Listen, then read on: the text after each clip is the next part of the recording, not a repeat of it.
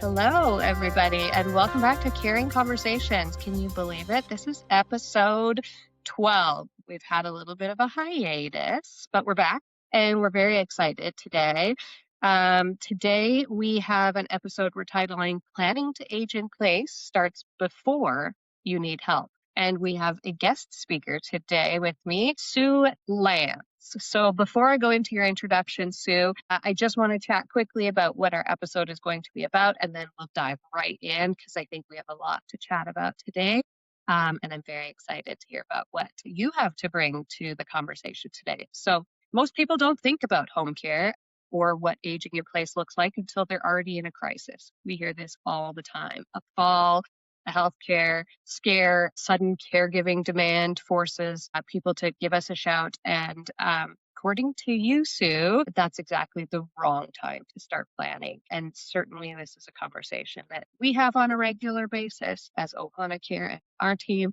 And I'm sure you have a large audience of people that come and chat with you, Sue, about each of these items. So Sue Lantz is the founder and managing director of Collaborative Aging. She is also an author of Options Open, the guide to mapping your best aging journey.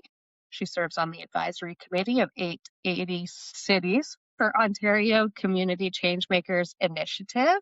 She's a member of the City of Toronto Senior Strategy 2.0 table, former inaugural advisory board member of the National Institute on Aging, delivers multiple different workshops at 5-part planning workshops nationally to retiree associations, employee wellness groups, and community organizations, and is currently a research partner at the Humber Polytechnic, where she produced the student podcast series Aging Out Loud, mapping the future of how we live. So welcome, Sue. I'm so excited to have you. Great to be here, Melissa. Thank you for inviting me to join your conversations. I'm really looking forward to our discussion. We're on opposite ends of the country today, but through the virtual platform, we were able to come together, and I'm so very excited to chat with you. So thank you so much for taking time out of your day to be here with us. So let's dive right in. I think the introduction just left so much for us to chat about. Why don't you start with just digging a little deeper into your experience and what you offer your communities, and what is collaborative aging? Okay, I first of all, your comments in the beginning around home care and how you find people or people find Ohana Care. My experience was very much similar to yours in that I'd been in the Ontario home care system, and I'd been involved in design projects where I started to see this trend of people always seeking help and in a crisis. And so the work I'm doing now and have been doing for the last 6 years is in founding collaborative aging. I realize that a lot of people don't recognize that aging well is a collaborative process. We need the help of others, and actually often we help each other. And so that's the name collaborative aging. But the real key message here in the work I've been doing with the Options Open Guide and all the educative work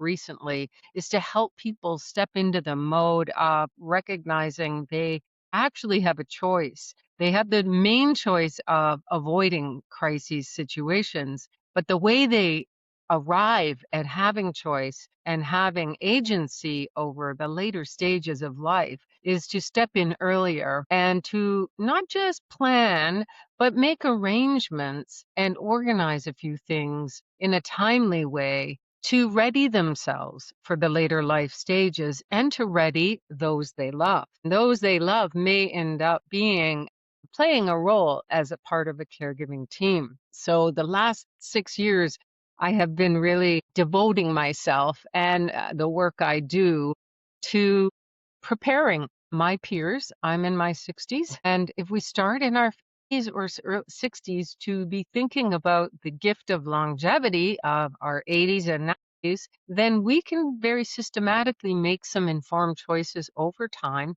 that set us up and situate us for success. And what is most people say in every national poll, aging in place, aging in community. It's being part of a community. It's belonging. And that involves care in your home and care at the right time and also the right housing. So, yeah, so I could talk for a long time, but basically, what I'm trying to do with the work I'm doing educatively, the guidebook, the workshops, and now the project with Humber Polytechnic is really setting up the enabling environment and tools and resources to help people make those preparations and plans. Because isn't it true that you don't really have a choice when it comes to a crisis? You know, your choices become so limited once the crisis has already happened. There's no opportunities for us to educate, to think outside the box, to look at all the resources available. It's very much like we need a decision yesterday kind of thing. Yes. So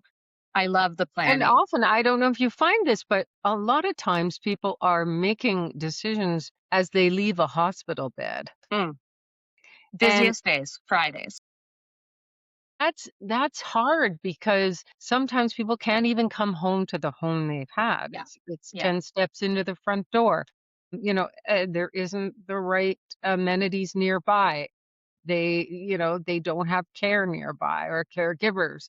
There's all sorts of factors that go into the mix. And so when you're transitioning from hospital to home, that's not the time to be making these preparations. You want to be in a home already that allows you to transition smoothly, right? Yeah.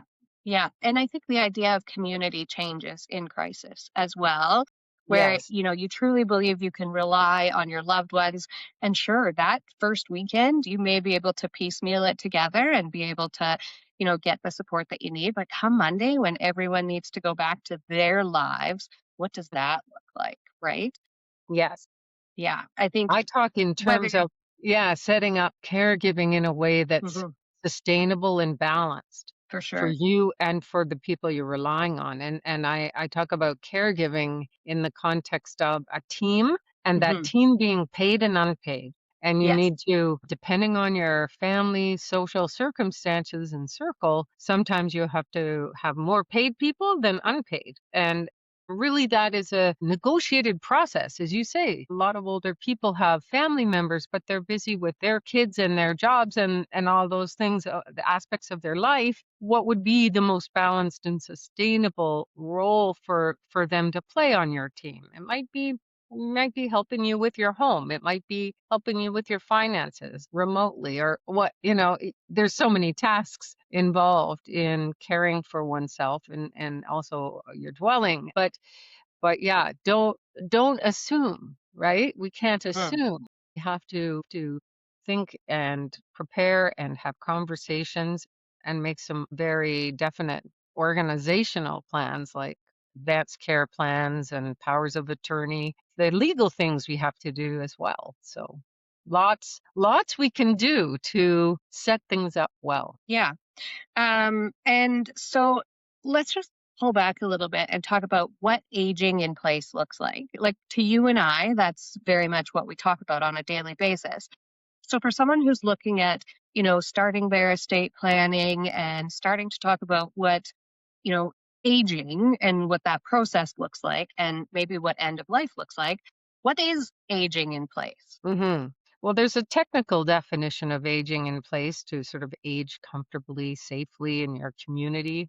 Canada Mortgage and Housing Corporation has that technical definition. I've paraphrased it, but what I say is yes, that's a good technical definition, but when we think about it, we need to think about it in terms of visualizing what I want to experience or what you want to experience Hmm. as you age. What does aging in community mean to you? What is your vision for that? Is it to stay in the existing home you're in or community you're in, or is it to move to a smaller community, or is it to, move even some people move further downtown into condos and so they're near everything that's walkable. You and I, no one person, no, we're all different. We're diverse in what aging in community can mean to us. And so what I do with my workshops is really try to help people start visualizing, well, what are the models that I've been exposed to? Who have I known that has aged well and gracefully and felt fulfilled or been remained, included in their family and community? How did that go? How did it look? How did they what choices did they make? And once you start thinking about those models, then you start applying them to, well, what would make sense for me? And Hmm. I talk in terms of visualizing an experience, set of experiences you want, and a set of risks you want to reduce, and also thinking of it like we would planning a trip where we really would never get on a plane without visualizing where we're going and what we want to experience, who we want to experience it with, what risks there are. Do I need visas and paperwork and vaccines, travel insurance? That what's my budget? What can I afford? You're thinking about a lot of these sort of what I call planning lanes. And we have all these tools to help us plan our trips. And we can decide, is it all inclusive? Is it not? Is it with friends? Is it adventure? We're doing so much visualizing and spending hours actually before we get on that plane. Well, why wouldn't we take that same approach and apply it to later life? And we know that a lot of people avoid that thinking because we're ageist in a way towards ourselves, even. We're fearful of aging. It's not like a trip. But it is a journey. It is a gift of later life if we live long enough. So why wouldn't we organize it in a way that gives us the best experience? Yeah, and you wouldn't go on a trip and hope that it just happens to work out. No, But we no, you definitely wouldn't. leave aging uh, to whatever happens. I hope for the best, but whatever happens, we'll just go with. That's a scary Exactly. thought. Exactly. Care in your home is a big part of that experience. If you want to age in your community, at some point, your mobility will change, maybe your cognitive abilities change, and you will need some help in your home. Managing the home, like food, maintenance, whatever. If you're in an actual house, you need like snow shoveling in Canada and gardening, there's those kind of help. Then we start to also need personal supports, help with bathing or dressing, things that are more routine or even more health oriented or, cognitively oriented. So we have to factor in that we will at some point likely need help in our home and care in our home. And we have to think about the costs and what companies are out there and which ones are the reliable, trustworthy ones and which ones are not, right? That's just like travel planning. You're already kind of gazing at maps and looking at what's where and what things you want to experience or what areas you might want to avoid.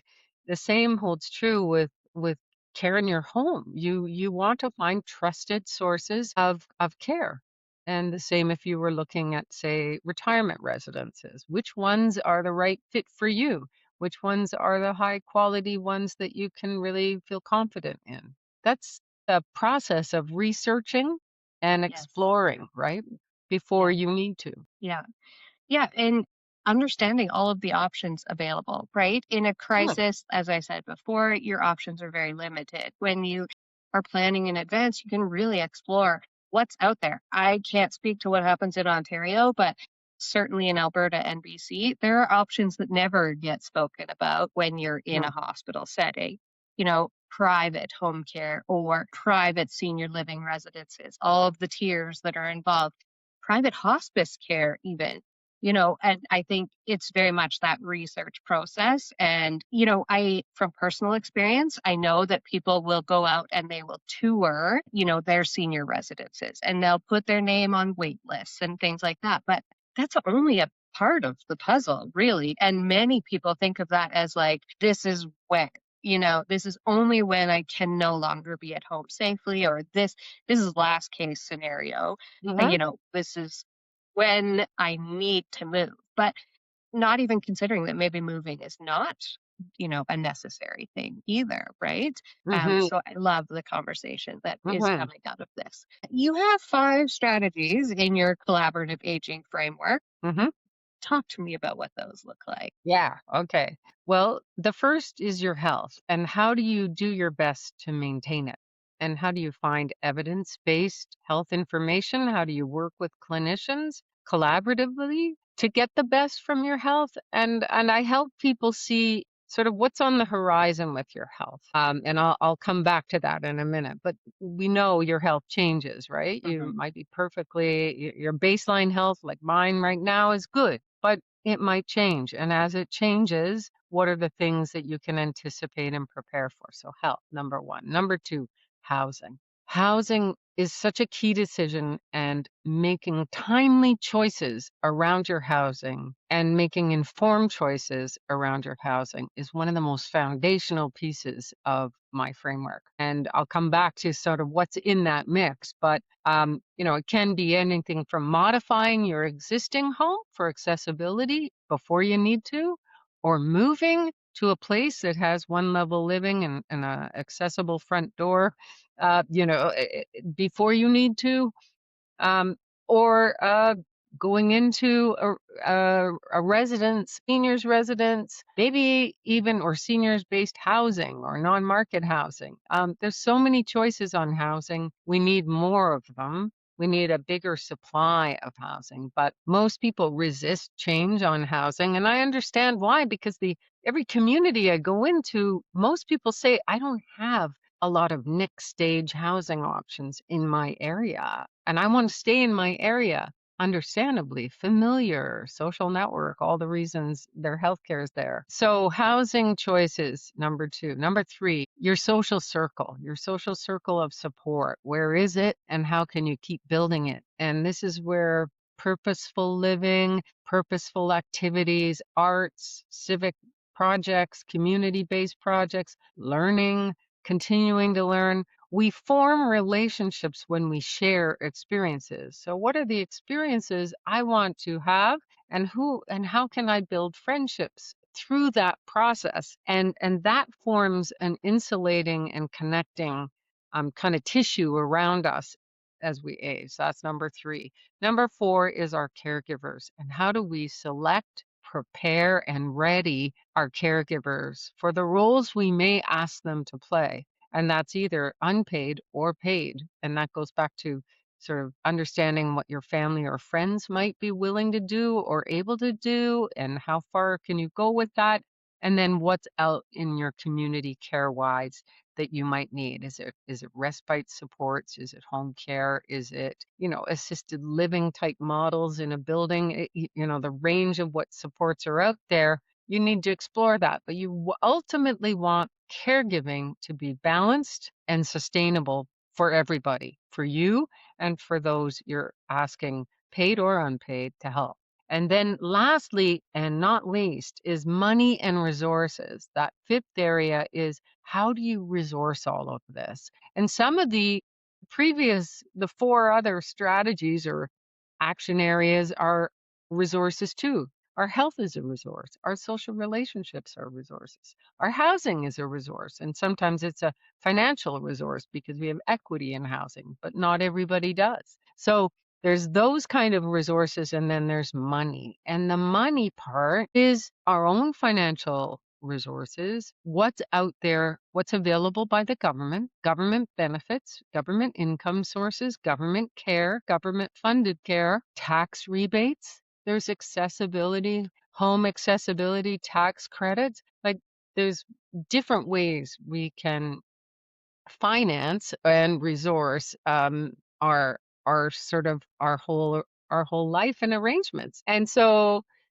some people are on very fixed incomes, and that sort of sets out, several pathways for how you arrange the right supports. Some people are in kind of the middle and have some pension and some other savings and may have a home and some assets, and others are, more comfortable financially. And so knowing where you are with your resources helps you sort of navigate your best journey accordingly. But Mhm. you all, no matter who you are, we need to look at these five areas of our lives and recognize they're interdependent. So if my health changes, that might mean I need a different caregiving team. Or if I move to a different city or town and I've changed my dwelling or my house or home, I'm also changing my healthcare access, my social circle and neighbors. And neighbors are a big part of our social circle and Mm. support system as we move through life. You may be changing who's on your caregiving team, right? So you start to see, when you see these areas of your life, and see them at kind of the top level and then through kind of layers, you also see how interconnected they are. And that's when we can make really informed choices, right? We Hmm. understand if I change this, it's going to affect that. And you want to be the readying and preparing allows you to consider these interrelationships. So that's the Certainly. 5 areas of planning and action. Yeah. I wrote down a couple notes here because I just wanted to reiterate them because they really resonated with me. Purposeful living. Yeah. I love that you talk about purposeful living because as we age, I hear from so many people like, mom seems to have lost her purpose. What Mhm. does that look like? Like she's in this care facility and we're struggling. The joie de vivre is missing again, right? And so, truly love your idea of purposeful living. I talk about dementia care, we talk about Mm. purposeful activities. So even before all of that happens, that purposeful living, I love that you speak to that. Well, and I don't use the word retirement, but a lot of people who are readying to retire from the job they had, there's a lot more talk now about repurposing ourselves, which is Hmm. purposing, the word Yeah. purpose, right? And a lot of times our work has offered us social connection and friendships. It's offered us purpose. It's offered us intellectual or physical stimulation. Either we're working Hmm. with our bodies and, doing something physical or we're doing something with our minds.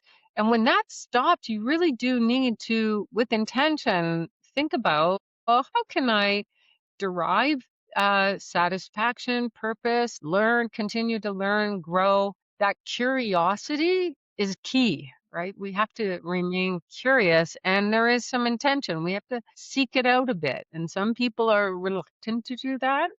But there is so much on offer, and then I think also when people no longer are cooking for themselves, preparing, like the managing your home is purposeful too, right? Mm. Managing your daily life. And so yeah, it's a really important facet of any time of life. You think of young people too. They derive purpose from school, friends, Hmm. sports activities, things they're learning, right? Yeah.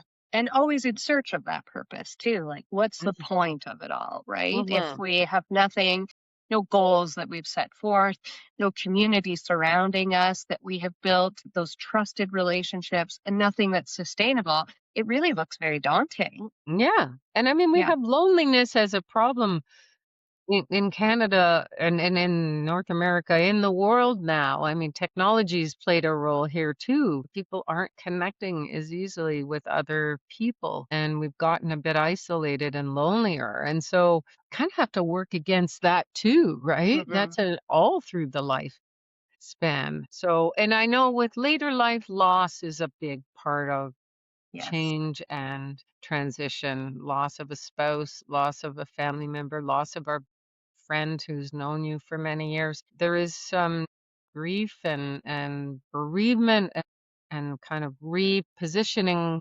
yourself in view of those losses, but there's also the continuing to build new relationships too, right? Yeah. So, Yeah. The other, just community. That's the other note community. that I wrote for myself is community and how dynamic, just as you just touched on, community surrounded by loss and what you have built into that, community to allow us to still have a community despite loss, right? Where Yes, that exactly. initial very close community may change and is very dynamic. But if you've built in a network outside of that, Yes. your community is constantly changing and very dynamic, but still can be very supportive. That's it, Melissa. And it's almost like you're building in a resiliency to yourself Yes. when you recognize you have this community and you are intentionally sort of maintaining it and Hmm. contributing to it. And that can be at the neighborhood level or it can be at a faith-based, it can be all sorts of forms, right? Uh, Family and intergenerationally with grandkids. Like there's so many ways we foster community. But when we have some um, I want to say padding, if you will, it helps us be resilient to some of the losses or changes. My grandparents' model was exactly that. I learned that from them and the way they lived their later life. They really cultivated community.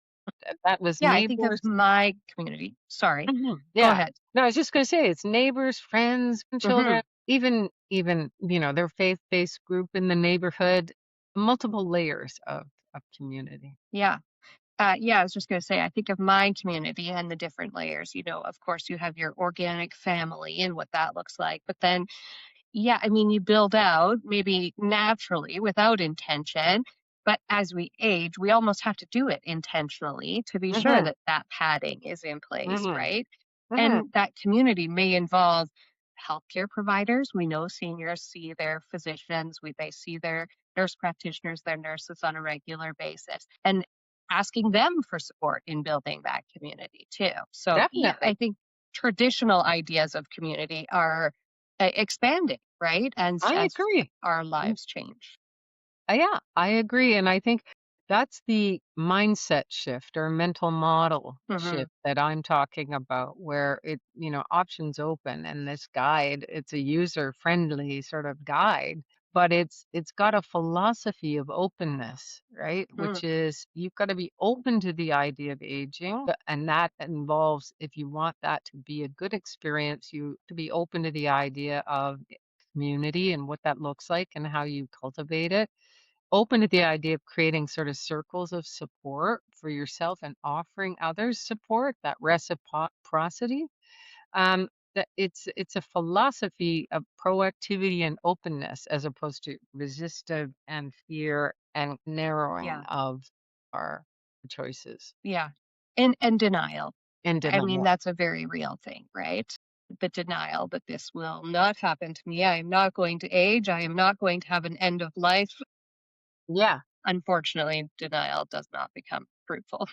No, and yet we're surrounded by denial, right? We Yes, have it's so age true. denying, age defying creams and surgeries. And, I mean, society's quite ageist. And Yes. there's a lot of corporate interest in kind of all this age denying culture. Hmm. And yet, at a practical and human level, life, if we accept it's got a beginning and an end, and part of that, if we're fortunate enough, will be aging and the changes, and our physical life will end. When you're that accepting of that those principles or those realities, if you will, you kind of have a more, I want to say, judicious, or you're able to kind of gauge some of this sales pitch. And the wellness marketplace is actually bigger than the pharmaceuticals now because it's big business. And some of that is wellness and healthy, actually evidence-based solutions. And others of it is just complete hocus pocus. So, and so how do you gauge what is a reliable health strategy for really staying as healthy as possible and Certainly.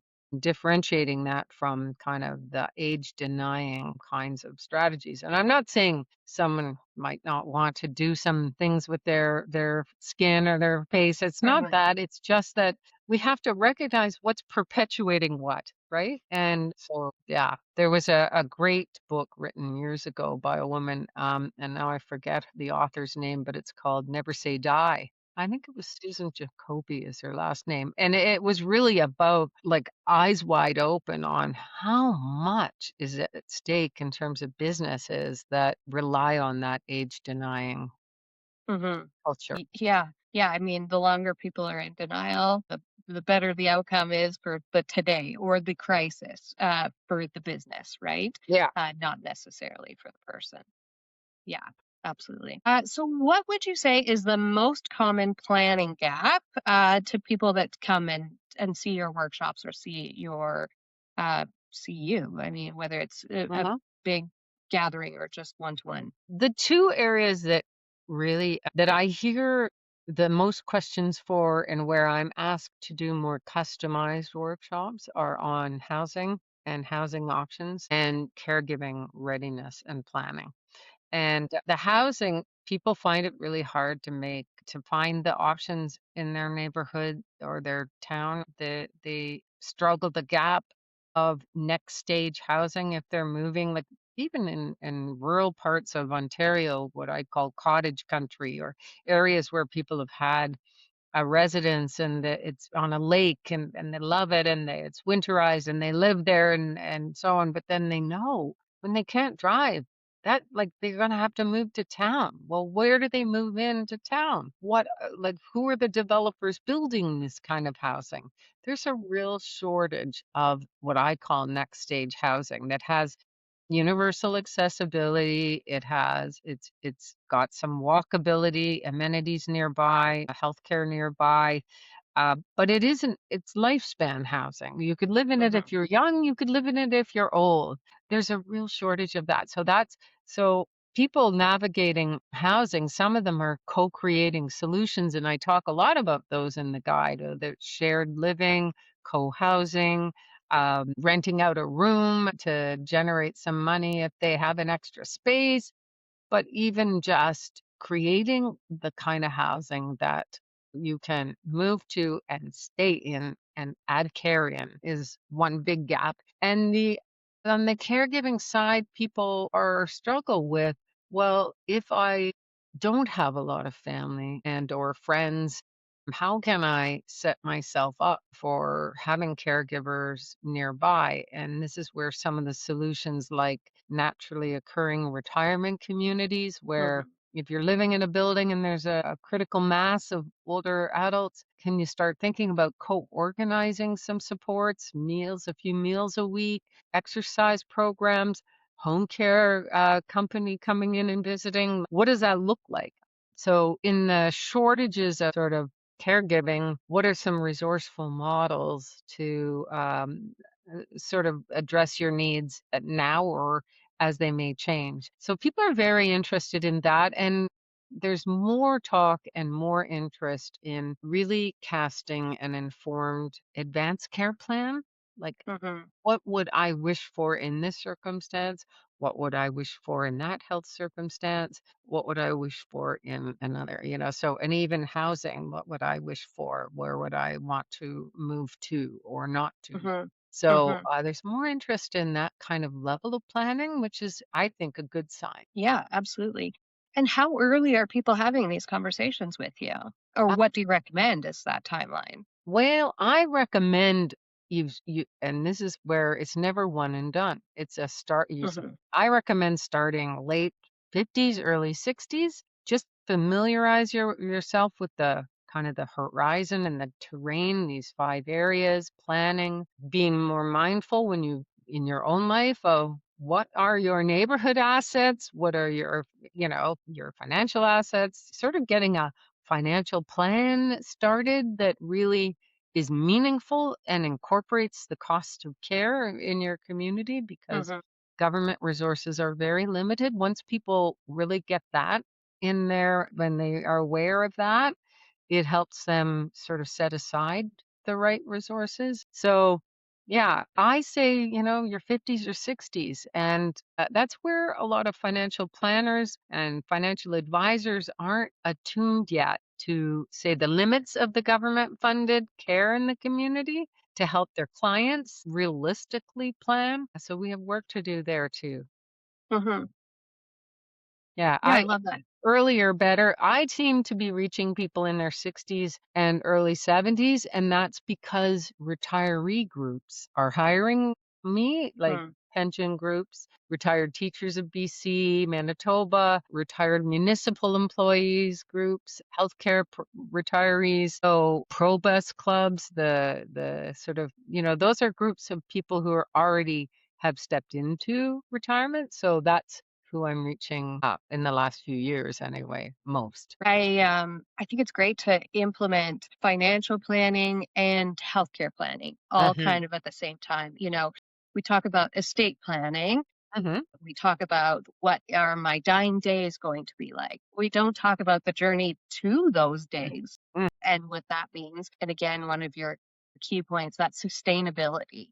mhm. In order for those choices to be sustainable, you have to plan for them. Well, And that involves finances as and well. I was going to say that Care, your website has really good information about, say, the option of live-in care, what Hmm. that looks like, how it can be arranged, shift or not shift, costs per month that you could count on. That's a tool for helping people understand and make a plan. Okay, if my husband and I are going to share care at home and we want to live in person, what will that cost us?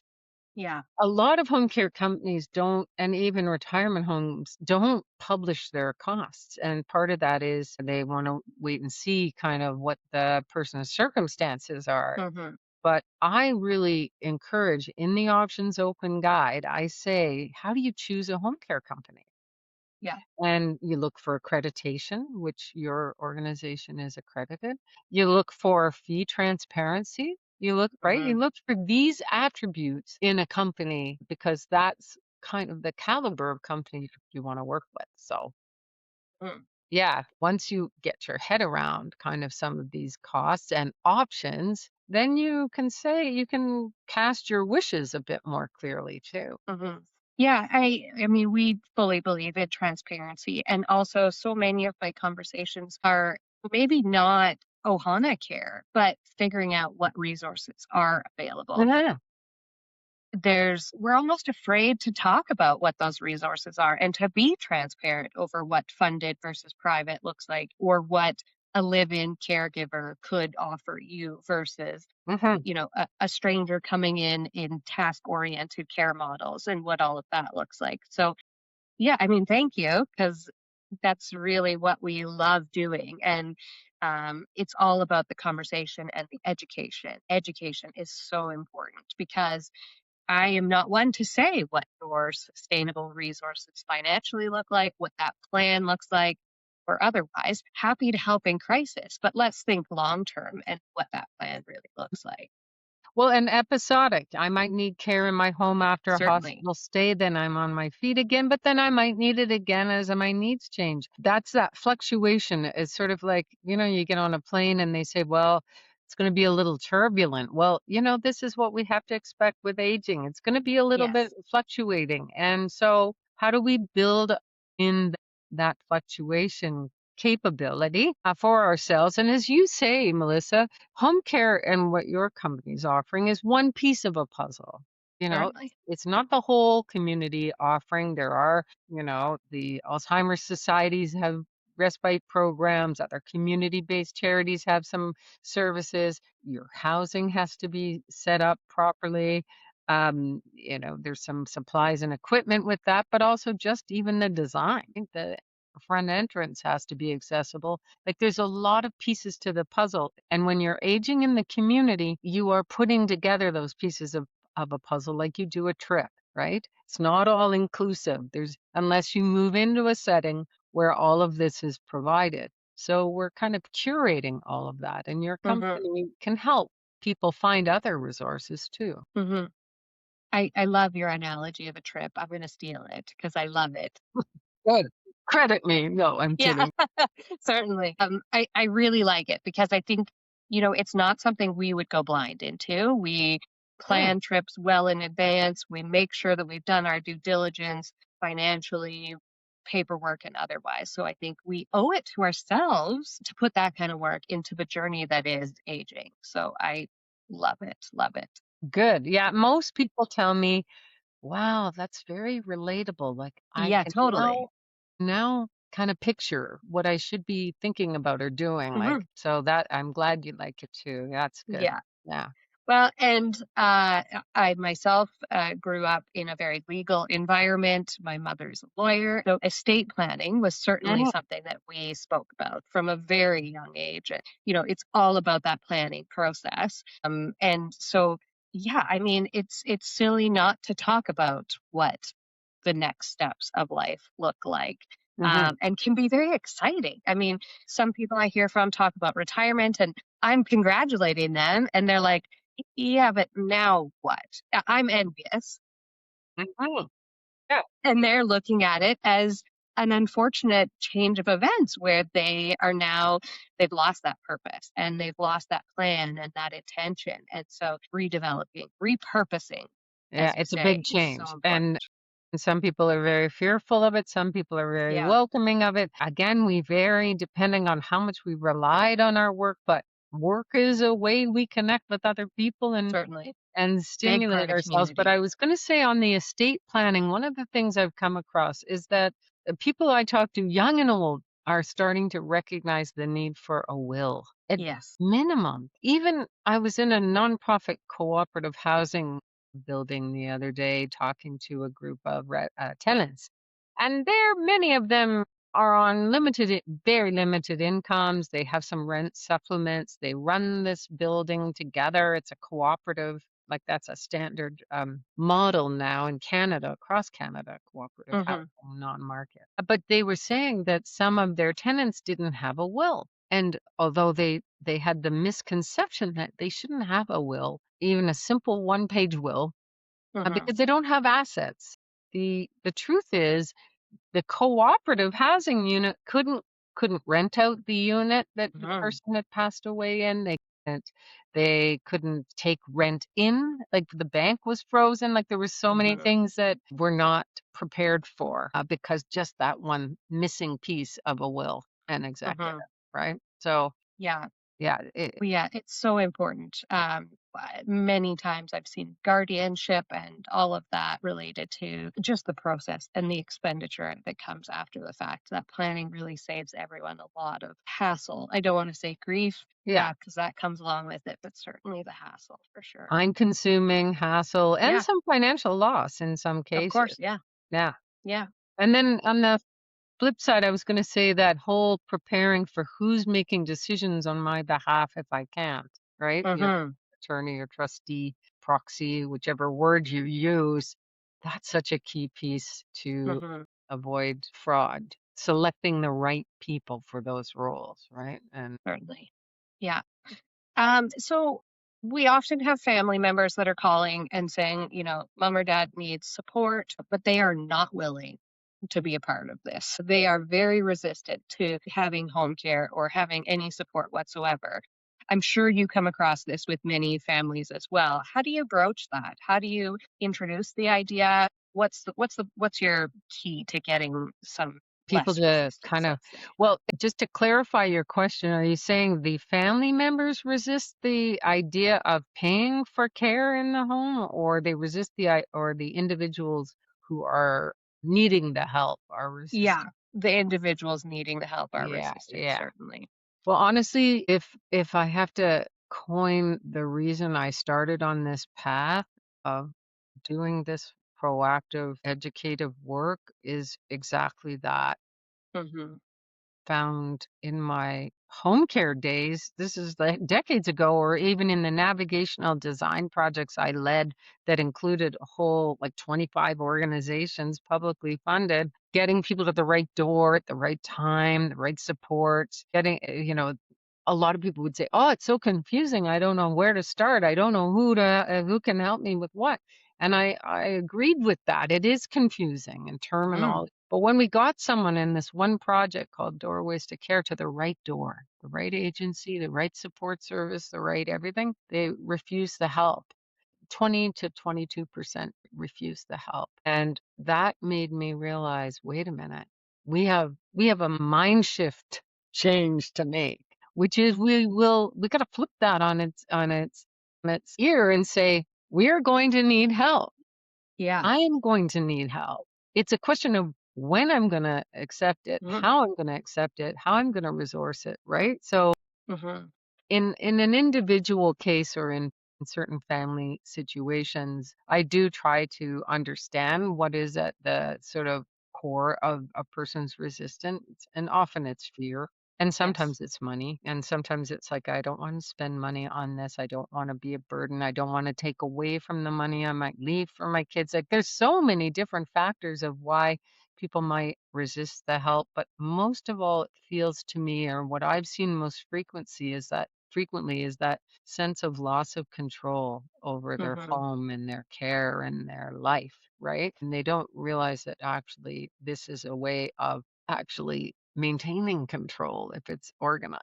the right way and well, and if they accept it in a more easily and smooth way. Hmm. But the what I have found is the publicly funded care sometimes is very it's hard to schedule. People don't always it's very visit based. And that adds to the resistance because it doesn't feel like it fits with people's lives. It's sort of like dictating when they'll get care and they don't know who the person will be that's going to provide the care. There's some things that in certainly in Ontario where our visit-based model has some real cons, right? So if the resistance is related to that, I try to work that through with people and help them understand they might have the choice of supplementing the care of the public system to have a bit more control over who's coming and when and that kind of thing. So you Hmm. have to understand what's the base of the resistance, but that's how I try to sort of help people navigate in the kind of short term. Overall, this work I'm doing is to try to start earlier the planning and the acceptance that then you don't find yourself later resisting when the time comes, right? Hmm. Because you've maintained that control throughout, right? Right. Yeah. Yeah, I think control is a huge part of it. In aging, there's that idea that you will lose capacity, you will lose friends, you will lose family. And now we're looking at losing control over day to day decision making, our housing, our finances, our everything else, right? So Mhm. to just grab hold and continue to have that control of your independence, I think is so important. And that really only happens with that plan in place. It's very hard to have control over a situation in crisis. Yeah. And that I try to help people see there's going to be transition. So you're going to Certainly. feel the fluctuations. There are periods where you do feel out of control. Like if you get you either have a health condition, baseline good health, you might have one chronic condition, or you might get diagnosed with a serious illness. Well, you're not going to be able to control all of that, right? But what can you Yep. Yep. exercise influence and control over within that? Well, you can familiarize yourself with the serious illness, the type of journey it might be, the stages of it, and how you can navigate those stages most effectively, right? So Mhm. control is an important word. I say choice. It's life. We don't have control over everything in our life, but No, we can certainly influence a lot of things by our proactivity. Yeah. influence. I like that very Yeah. much. One thing I just want to touch on before we wrap up is zooming out and looking at things from a systemic level. Hmm. So I didn't know this actual tangible number, but Canada currently spends approximately $6 on institutional care for every $1 on community-based care. Hmm. Now, for me, I love the idea of offering care in homes. I love the idea of wherever that home may be. Well, let's make a home. Let's support that. So I love I'm I'm angry about this, but also I love seeing these really tangible numbers and having and the weight that that may have with people. Can you just quickly touch on that? Hmm. Yeah, Aging Well, a report issued out of Queen's University in I think 2021 coined that stat. Mhm. It really is compelling in that it shows that we've relied on institutional models, whether that be long-term care homes, nursing homes, whatever the term you use, hospital care, Mhm. institutional segregated models of care for elders. And sometimes that's been geography, like, we're spread out. And, if you need to kind of congregate care in a place, it makes sense to congregate it. But we have really over relied on institutional models. And home care and community care, when it comes to government funding, has been kind of an add on to our universal health system. It's not really of our universal health systems. The provinces pay for it mainly, and it's kind of been the second cousin of the bigger hospital care and institutional care. And if we want to flip that script, we have to really work on our governments, but we also need the right kind of housing in which home and community care could then be increased in its funding, right? So it's taking apart the congregate institutional model, breaking it into different pieces, component pieces, and investing in that. And that's not where our government policies have gone. Federally, provincially, municipally, we have a lot of work to do to undo that, or we have a lot of building up to do of the community. And some of that can be tax incentives, tax credits. What if people are given a tax credit, or aren't taxed when they remove money from their retirement savings to purchase home care, for example? Right? There's different ways we can solve the challenges of this sort of uneven investment in community and home. But it's something, again, that has to be put on the table, talked about, explored. Let's explore some ideas, creative ideas for how to do that. And governments need to be willing to do that at all levels. Yeah, for sure. I know in Alberta, that's a hot topic right now, for sure. Having, community care as a proactive, Mhm. idea versus a reactive idea. So I think it's great that you are a part of that advocacy and are speaking loud and heard about how we need to change that, certainly. So just in closing, Sue, where can we find your book, Options Open? If you go to my website at collaborativeaging.com, there's a page called Guidebook that has the link to purchase the book. It is on Apple. It is in as well, but the guide is in paperback and in PDF form. Sometimes the sponsors of my workshops also will, like Baycrest Health in Toronto has run my workshop series, and with that, for free, they offer the guidebook as part of coming to the workshop series, which is a really great way to sort of absorb the material and learn together with others. So, but my website, collaborativeaging.com, is where you can purchase, the main place to purchase the book. Wonderful.